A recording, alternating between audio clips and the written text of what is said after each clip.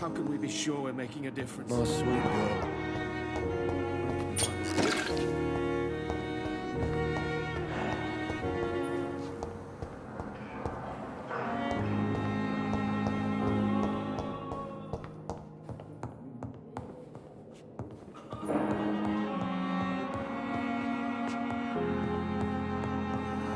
You always knew the words to calm the children.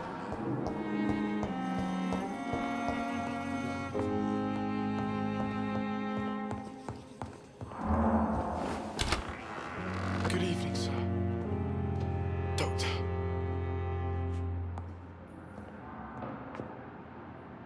Good evening, Mr. Goswick.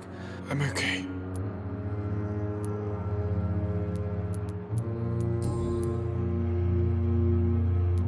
I've read your letter, Mortimer. You wrote about an unbearable feeling of despair while the world crumbles around you.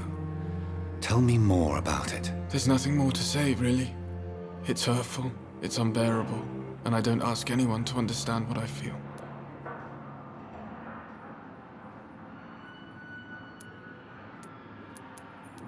Don't you see how lucky you are? You're rich, you're in good health, and you have a loving mother. You're simply drowning in self-pity. Leave me alone then, Doctor, and let me drown myself. I have retrieved your letter, Mr. Goswick. I can assure you that nobody read it but me. Thank you. This is for you, then. For your help. And for your silence. I think you should talk to your mother. It would be good for both of you. Thank you, Dr. Reed. I'll think about it. Now please, let me be.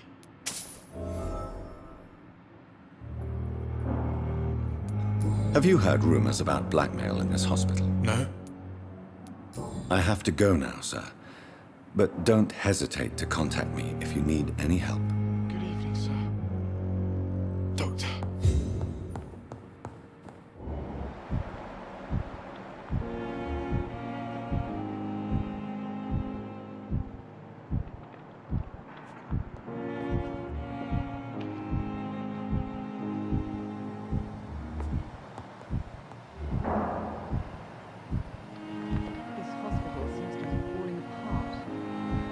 Circumstances, I'm willing to give you the all right. benefit of the doubt. Don't waste your time with me. Good evening, Doctor.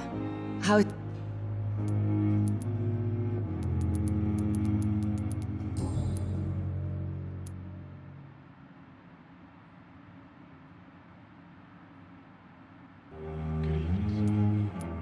You realize your son could try to kill himself again.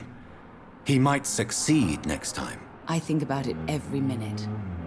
But I won't stop fighting for my son's future. That's how much I love him.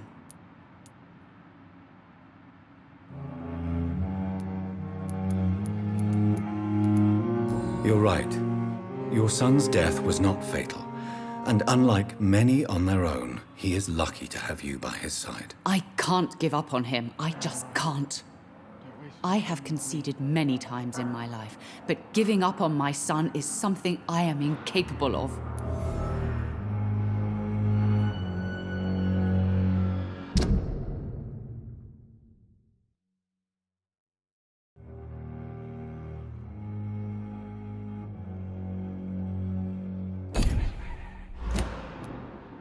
Mortimer is extremely vague as to his motivations for committing suicide. Tell me more about what you know. As you say, Mortimer had no reason to die. All he said to me was that he wanted to make the world a better place, but couldn't. Why did your son feel so useless when facing the world? I think it was more that he could only see the melancholy facets of life. He couldn't help but dwell on such things. What do you think he meant by making the world a better place? Mortimer has always been a sensitive soul. He wouldn't talk to anyone for months after his father passed. It's like he carries everyone's sadness with him.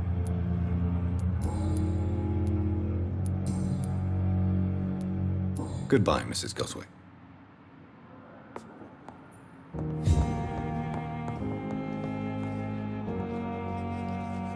You always knew the words to calm the children, Ellen. As for me, what a blundering idiot.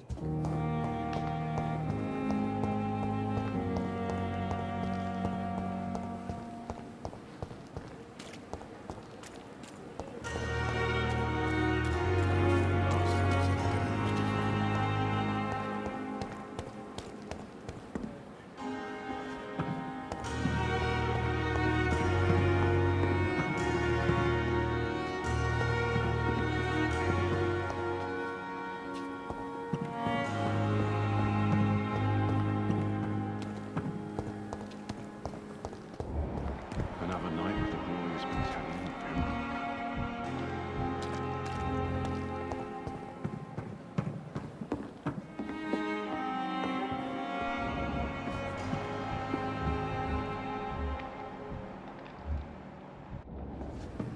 Perhaps I should have considered it.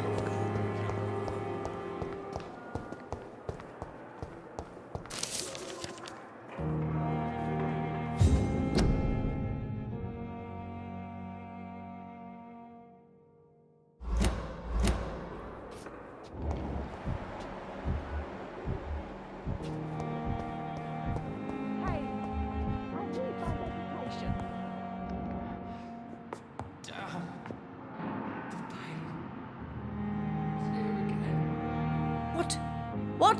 What is this?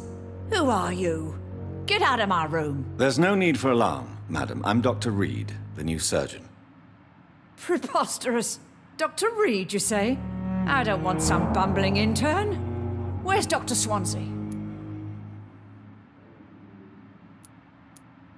Please, calm down, madam. I assure you that I am highly qualified. I'm just back from war duty.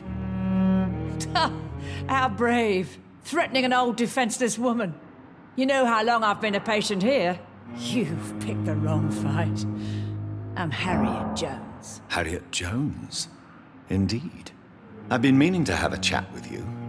You know what goes on here better than any other patient, I gather. Oh, better than any patient, nurse or doctor. I've seen so many vile undertakings. I heard there have been some despicable goings-on. Was there a case of blackmail? Blackmail? Wait. You're investigating something. This isn't a social call. One of those incompetent cunts slit a poor sod's vein.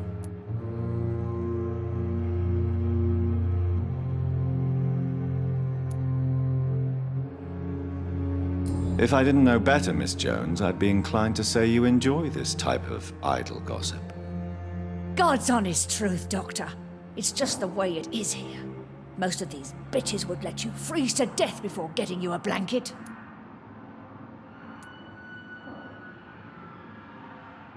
You seem to know more about the goings-on here than anyone else. Beware, Miss Jones, in case suspicion should fall on you. That's it. Blame the old and infirm. I see those little bitches' greedy little eyes. Just waiting for me to pop off they are.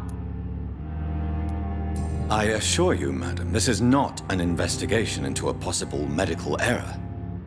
Debauchery, then? Nurses Crane, Hawkins, Brannigans, whores, all of them. They can't keep their legs shut. I've seen them scratching slutty sores. Really? Well, if you have irrefutable proof, I'll not have the staff behaving in such a manner here. This is your business, Doctor, not mine. But I swear one of the nurses is cavorting with some man on hospital hours. Thank you for your time, Miss Jones. You've given me something to go on. See you on the next round.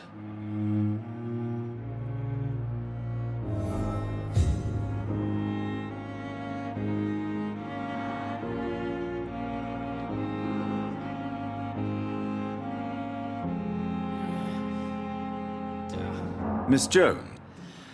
Again? Waking a poor old woman in her sleep? There isn't a poor life needs saving, so... Now, I need to ask you a few... Well, If you could just tell me why you were admitted. it's terrible, Doctor. What with a pain in my chest, coughing up blood, and I get awfully tired. Wouldn't be so bad if I hadn't lost my house and all. I see. No one comes to visit, you know. Not even my own flesh and blood. I'll come and visit you shortly. Good night.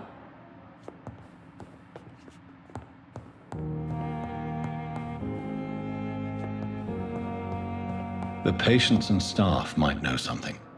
I'll start my investigation with them. Fear and disgust on every street I've corner. wasted too much energy for Daily Time has lost its routine. effect on me. But the suffering continues.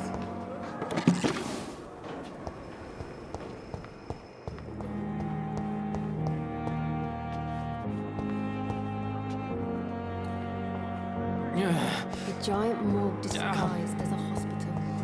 It's Pembroke nowadays.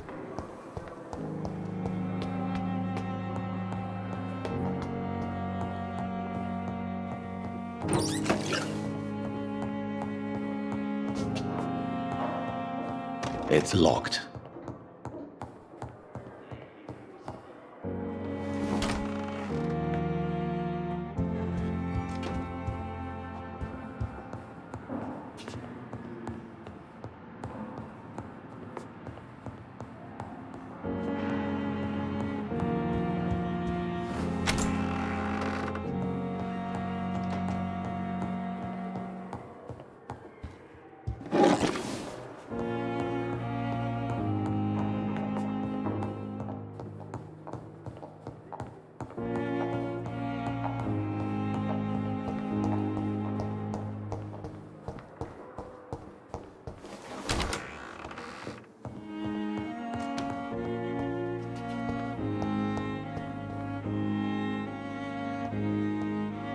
Strickland's project could be dangerous.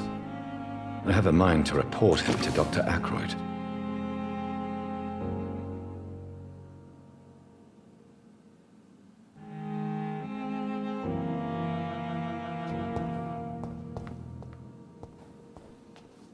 The flower's dying. It needs water.